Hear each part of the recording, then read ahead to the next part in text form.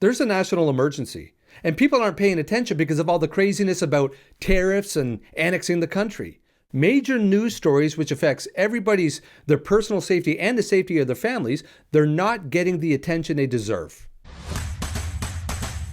I'm tired of being told that as a country, we're resilient and we're going to stand together. Yeah, of course we're resilient. Some of us have no choice. But just saying that, it doesn't do anything. It doesn't provide anybody any comfort. People are forced to be resilient these days in situations where they shouldn't have been involved in the first place. You can love your country and you can be proud of your country like I am, but still admit that it needs fixing. So there was a shooting not long ago at a funeral, and somebody was caught firing towards a highway with zero regard for anybody. There was multiple shooters involved. Over 60 casings were found in the scene aftermath. They arrested a guy, and you'll never guess where he is now. And people have had enough. I'm not kidding when I say that there's a national emergency. When I was preparing this video, I swear to God, completely unrelated, a video popped up of another home invasion in the GTA. 2 suspects broke into a home, and the first thing you hear is a small child screaming inside the house. That, the poor sweet girl, it's difficult to listen to. The entire family, they're terrorized for life. Repeat violent offenders are terrorizing communities.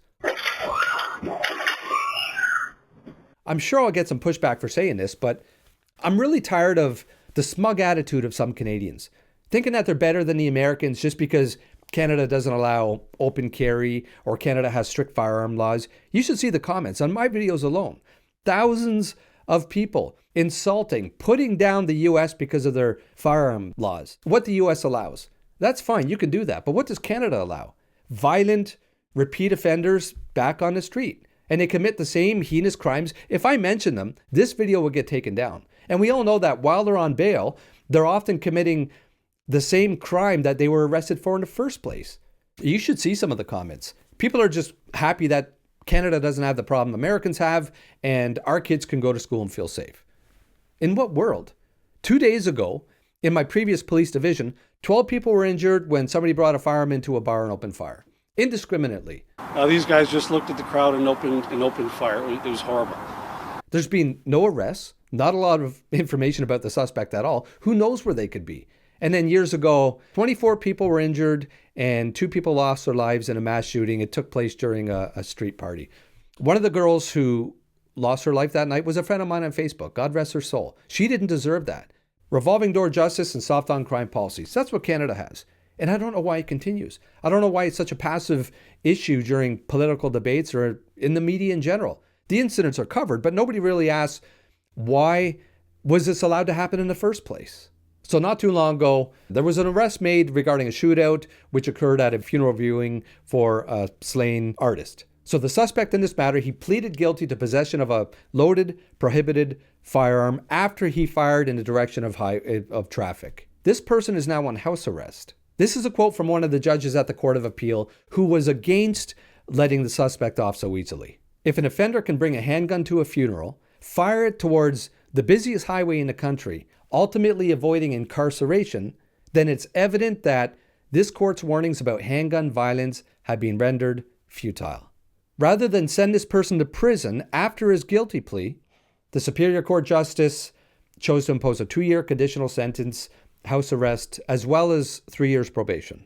But what did the suspect plead guilty to? So after the incident, he turned himself in and he pled guilty to gun possession. If he pled guilty or if he was convicted of discharging a firearm, he would have faced a mandatory minimum sentence of 5 years in prison. His lawyer stated, and I quote, "He's a good kid who did one bad thing." The appeal judge also wrote, "The public rightfully relies on courts to deter crime in their communities. More importantly, they reasonably expect us to be true to our word. Our institutional credibility suffers when we claim to take handgun crime seriously and then fail to impose meaningful sentences in cases where public safety is at risk." I'll include a link to the article in the description. It's very well written and it's fair. It's titled, "Toronto Gunman's Sentence to No Jail Time Undermines Our Credibility. Appeal Judge Warns in Scathing Dissent." The article breaks down the decisions and it also gets into deterrence. Again, it's very well written. So the suspect wasn't kept in jail after the incident. And since then, according to the article, he was able to clean up his act and stay out of trouble, giving him a strong case for rehabilitation. Listen, maybe he's going to be a real stand-up guy who gives back to the community. And I hope he does get his life together. I don't want to see anybody caught up in a cycle of violence or a cycle of crime. And I think that goes for most people. You want people to get the help they need, and you want them to be rehabilitated. But the same people who really believe in rehabilitation, they expect those who have committed acts of violence to at least have served some time. So somebody stayed out of trouble while on house arrest for a firearms offense where by pure chance, nobody lost their lives. They become model citizens while awaiting their sentences. Yeah, well, no kidding, because they know if they step out of line, then they may be incarcerated. So the example that this lays out is if you're involved in a shooting and luckily nobody loses their lives, you don't have to go to jail. And if you keep your act together before sentencing, then even if you're convicted, then you don't go to jail at all. Just a 2-year conditional sentence, house arrest, and probation. And you're going to tell me that people in positions of power authority take gun crime seriously? So what is house arrest anyways? What does it mean? You hear it all the time. Somebody commits a crime and they're on house arrest until a trial. You would think that generally it means that the offender is completely confined to their home, right? Well, that's not the case. House arrest or a conditional sentence order, it allows the offender to serve their sentence, serve their time in the community under strict conditions. They need to remain home most of the time, but there's exemptions where they're permitted to leave. Work or school. Offenders may be allowed to attend work or educational programs. Medical appointments. They can leave for doctor visits, therapy, or other essential health care. Religious services. Attending places of worship may be permitted. Grocery shopping. Some are given limited time frames to buy necessities. Community service or rehabilitation programs. Many sentences require participation in programs aimed at rehabilitation. These conditions vary based on the judge's order, and violations can lead to imprisonment. Violations can lead to imprisonment? Yeah, good one. So just think this through.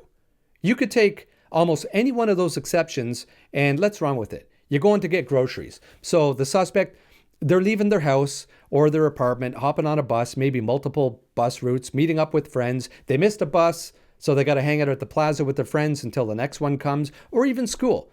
Obviously, school is important. So the accused person attends. They need to eat like everybody else, so they go grab food at lunch. Or it's the evening time and they have a headache, so they have to go to the drugstore to pick up some headache or back pain meds. All I'm saying here is that house arrest doesn't mean you're stuck at your house. Dangerous offenders, they could be anywhere out in public. When you advocate for tough on crime initiatives, some of the people interpret that as if you're advocating for super jails filled with anybody who steps out of line. Well, that's just nonsense. Like so many others, I believe in rehabilitation, where people can learn skills that make them an asset to the workforce, increase their self-confidence or self-esteem. I've covered these topics in previous videos. I can link them up in the description. The question is, do sentences like the example I just provided, do they undermine the credibility of the justice system? I believe that we're going to have another federal election sooner than you think. You need to find out where your candidate stands on this issue, or at the very least, make your voices so loud that the candidate knows where you stand, where you, the people, stand on these issues, because candidates represent the people. And I'm not advocating for harassing candidates here, showing up at their offices en masse. There's all kinds of online groups and chats where you could take part and you can join.